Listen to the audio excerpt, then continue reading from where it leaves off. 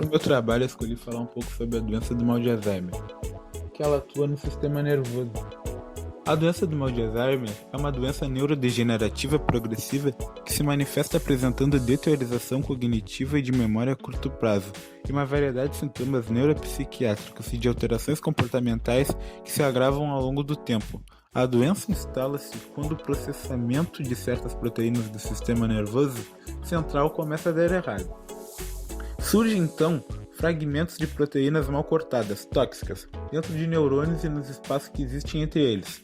Como consequência dessa toxicidade, ocorre perda progressiva de neurônios em certas regiões do cérebro, como é o caso do hipocampo, que controla a memória, e o córtex cerebral, essencial para a linguagem e o raciocínio, memória, reconhecimento de estímulos sensoriais e de pensamentos abstratos. No Brasil, é estimado que existem cerca de 1.200.000 casos, sendo que a maior parte deles ainda não foi diagnosticada. Isso ocorre porque em muitos casos da doença é confundida com a condição dos idosos, um declínio cognitivo relacionado à idade, e assim a suspeita de Alzheimer é descartada. O que poucas pessoas sabem é que a doença de Alzheimer pode começar décadas antes do surgimento de seus sintomas, o que pode dificultar o seu tratamento. A doença ainda é desconhecida, mas acredita-se que seja geneticamente determinada. A doença de Alzheimer é a forma mais comum de demência neurodegenerativa em pessoas de idade, sendo responsável por mais da metade dos casos de demência dessa população. Sabe-se que os seguintes fatores aumentam o risco de desenvolver a doença. A genética consiste em 70% do risco. O traumatismo craniano pode ajudar também, depressão, hipertensão, obesidade, não fazer exercícios, fumar ou conviver com pessoas que fumam, o fumante passivo. Nível elevado de colesterol no sangue, diabetes tipo 2 sem ser controlado, não comer frutas e vegetais, sofrer de deficiência cognitiva leve, o DCL, algumas circunstâncias ambientais. Alguns cientistas relacionam aos poucos dos anos com o estudo o aumento do risco da doença. O estágio inicial da doença. Geralmente, parentes, amigos e até mesmo profissionais não percebem o estágio inicial, pois consideram os sinais como uma parte de envelhecimento. Na maioria das vezes, não é possível saber exatamente quando a pessoa começa a ficar doente, entretanto, os sintomas são: problemas para falar, esquecimento das coisas que acabam de acontecer, perca da noção temporal, dia da semana e hora, se perder em locais que pessoas conhecem, dificuldade de tomar decisões, falta de motivação, mudanças de humor, tais como depressão e ansiedade.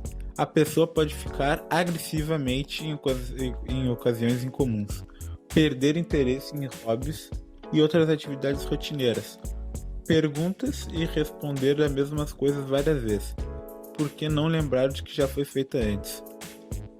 Esquecer dos compromissos e eventos, começar a esquecer o nome dos membros das famílias e objetos de uso cotidiano. Dificuldade em encontrar palavras para nomear objetos. Já no estágio intermediário, com o progresso da doença, o doente apresenta mais limitações, especialmente em tarefas do dia a dia. Piora a perda de memória, sobretudo em relação aos eventos recentes e aos nomes dos familiares. Começa a ter problemas para viver sozinho, como cozinhar e fazer compras. Gradualmente, o doente começa a depender muito da família e de um cuidador de idosos, ou fica cada vez mais difícil fazer higiene pessoal, apresenta ainda mais dificuldades para falar. A pessoa com Alzheimer começa a se perder tanto dentro de casa como fora dela. Podem aparecer alucinações em que o doente vê e escuta coisas que não existem. Já no estágio moderado, quando a pessoa chega no estágio moderado da doença, os sintomas físicos do Alzheimer começam a ficar mais evidentes. Já não é possível reconhecer parentes, amigos ou objetos cotidianos. Dificuldade de entender o que está ao seu redor. Quando se perde, o doente não consegue mais encontrar o caminho de volta para casa. Seu comportamento é inapropriado, inclusive em público. Já no estágio grave, ainda mais em estágio terminal, o doente começa a apresentar dificuldades para realizar tarefas mais fáceis, exercer resistência para executar tarefas rotineiras como tomar banho, sofre incontinência urinária e fecal, se alimentar fica cada vez mais difícil. Um doente dificilmente consegue se comunicar. É preciso ajuda para se locomover. Já no estágio terminal, nesse estágio o cérebro do doente já não está completamente danificado e o paciente não consegue mais se locomover, ficando na cama ou na cadeira de rodas, não consegue mais falar, sente dor ao engolir, costuma ter infecções frequentemente. E como é feito o diagnóstico do Alzheimer? O diagnóstico do Alzheimer é feito através dos seguintes exames: exame de sangue, exame de cérebro, histórico médico da família, exame neurológico, avaliação neuropsicológica, teste cognitivo para avaliar memória e a capacidade de pensar, retirada do líquido da espinha, o tratamento do mal de Alzheimer. Não tem um tratamento específico, não há cura para o mal de Alzheimer, mas atualmente há alguns medicamentos que estabilizam a doença que pode retardar o seu desenvolvimento em até 5 anos ou mais. Com isso, o paciente e seus familiares podem ter um alívio e maior qualidade de vida. Recomendações para os familiares. Mesmo que o doente não saia de casa, é importante que ele use uma pulseira ou qualquer outro adereço que conste os dados de identificação, como nome, o endereço, telefone e as palavras de memória prejudicada. Estabeleça uma rotina diária de forma mais simples possível e se comprometa em ajudá-lo e cumprir.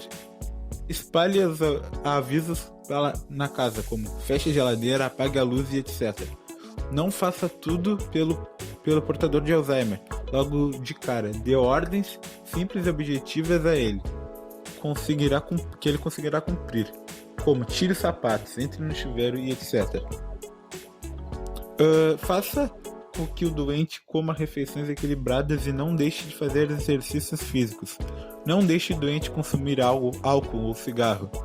Mesmo que seja difícil, ajude o paciente a conviver com seus familiares e amigos. Pense nas coisas que você não deixaria perto de uma criança e age da mesma forma com um doente de Alzheimer. Não carregue o fardo de se cuidar do seu familiar sozinho. Chame outros membros da família, amigos ou pague um profissional.